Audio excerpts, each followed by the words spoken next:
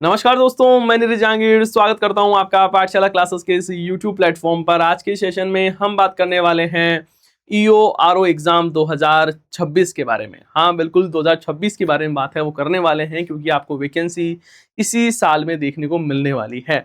हम बात करने वाले हैं कि कौन कौन इसमें अप्लाई कर सकता है, क्योंकि एक बहुत ही बेहतरीन ये जो वैकेंसी है, जॉब है, वो रहती है।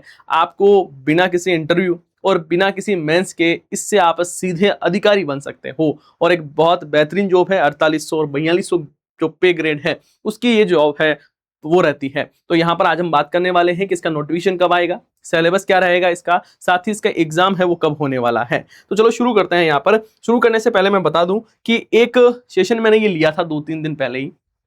इसमें लिखा हुआ था क्या इस साल होने वाली है परीक्षा, और मैंने देखो यहाँ पर लिखा था हाँ। आप देखना, यदि आप देख सकते हो तो इसको देखना जरूर। मैंने वहां पर हाँ लिखा था। और उसके बाद में कल की बात है, ये एक न्यूज है वो निकल कर आई है जिसमें कहा गया है कि अधिशासी अधिकारी और राजस्व अधिकारी, इसके पदों की संख्या के बारे में बात करें तो टोटल 108 पद जो है वो ईओ के रिक्त है, और 52 पद है वो किसके हैं, 52 पद है ये आरओ के हैं, वो रिक्त है। और जल्द ही इसको स्वीकृति है वो भी मिल सकती है, ऐसा कहा गया है। जल्द ही क्या मिल सकती है, इसको स्वीकृति भी मिल सकती है। मतलब क्या हुआ, मतलब सर ये है कि आपको एग्जाम है वो देखने को मिलेगा, लेकिन आपको ध्यान रखना है कि जब पदों की संख्या कम होती है ना, वैसे तो ये पद कम नहीं है, लेकिन पदों की संख्या जब कम रहती है तब कंपटीशन बहुत बढ़िया रहता है। प्लस इसमें 40 नंबर का क्या आता है, 40 अंकों का नगर पालिका एक्ट आता है, जो कि सबके लिए नया होता है, और वही क्या है आपके लिए निर्णायक साबित है वो होता है। तो आपको तैयारी अभी से ही शुरू करनी होगी, क्योंकि जब भर्ती की सुगबुगाहट आपको देखने को मिले, जब आपको पता लगे कि हाँ भर्ती आने वाली है, तब आपको बिल्कुल तैयार हो जाना है, क्योंकि ये ऐसी वैकेंसी नहीं है जब आपके सामने नोटिफिकेशन होगा और फिर आप तैयारी शुरू करोगे। जब आपके सामने नोटिफिकेशन हो और फिर यदि आप तैयारी शुरू करते हो तो आप बहुत बहुत बहुत पीछे रह जाओगे। तो ऐसा नहीं करना है, आपको अभी से ही तैयारी है वो शुरू करनी है। और यहां पर मैं आपको बता दूं इसके सिलेबस के बारे में। देखो यहाँ पर जो भाग ए है उसमें सामान्य ज्ञान, मतलब भारत की संविधान, राजनीतिक व्यवस्था, शासन प्रणाली, राजस्थान का इतिहास, कला एवं संस्कृति, परंपरा, विरासत, राजस्थान का भूगोल और करंट अफेयर है वो आपसे पूछा जाता है। ये पोर्शन है वो 80 अंकों का आता है, और 40 अंक का रहता है इसमें राजस्थान नगरपालिका अधिनियम 2009 और नगरीय निकायों से संबंधित जो विधित नियम और योजनाएं हैं वो आपसे पूछी जाती है।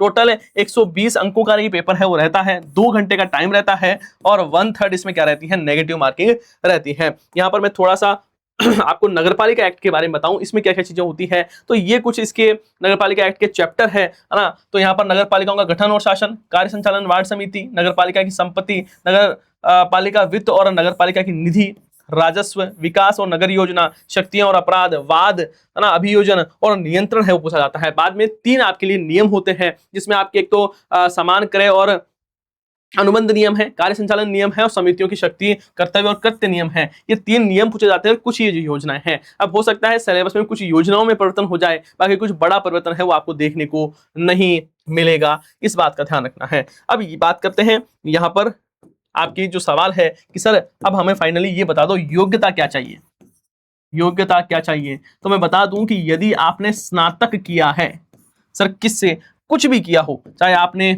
बीए किया है, चाहे आपने बीएससी किया है, चाहे आपने, जस्ट अ सेकेंड,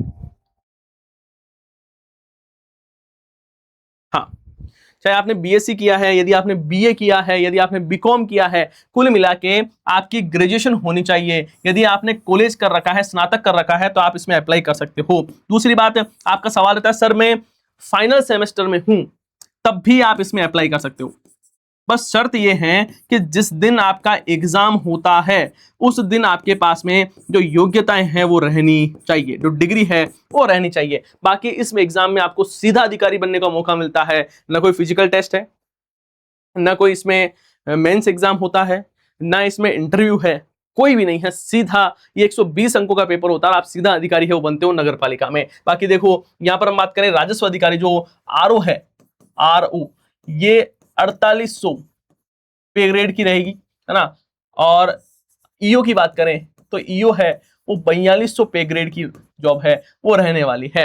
18 से 40 साल के कैंडिडेट अप्लाई कर सकते हैं, है ना। और 1 जनवरी 2027 तक आपकी उम्र है ये रहनी चाहिए, ये भी आपको बात है वो ध्यान रखनी है। तो आप इसमें अप्लाई है वो कर सकते हो। बाकी तैयारी कैसे करनी है, तो तैयारी की बिल्कुल टेंशन लेने की जरूरत नहीं है, क्योंकि पाठशाला क्लासेस ने आपके लिए ईओ और आरओ का ये शानदार कोर्स है वो लॉन्च कर दिया है। और इसमें यदि आप पार्ट ए प्लस बी दोनों की साथ में तैयारी करना चाह रहे हो तो ये कोर्स आपके लिए मात्र 2499 रुपए में रहने वाला है। और यदि आपकी इच्छा है मात्र पार्ट बी जो 40 अंकों का पोर्शन है उसको तैयार करना चाह रहे हो, तब आपके लिए ये मात्र 1499 रुपए का ये कोर्स है वो रहने वाला है, जिसमें आप जबरदस्त तैयारी है वो कर सकते हो। ठीक है, और इसमें शानदार टीम हम पढ़ाने वाली है, जिसमें आपको जो पार्ट बी है वो मैं पढ़ाऊंगा और बहुत जबरदस्त तरीके से पढ़ाने वाला हूं। हर एक चीज है वो आपको याद होगी, इस बात की गारंटी है। ठीक है, तो यहाँ पर ये सारी इंफॉर्मेशन थी जो मैंने आपको बतानी थी और मैंने बता दी है। बाकी एग्जाम है वो आपको जल्द देखने को मिलेगा। इस साल एग्जाम होने वाला है, इस बात की गारंटी है।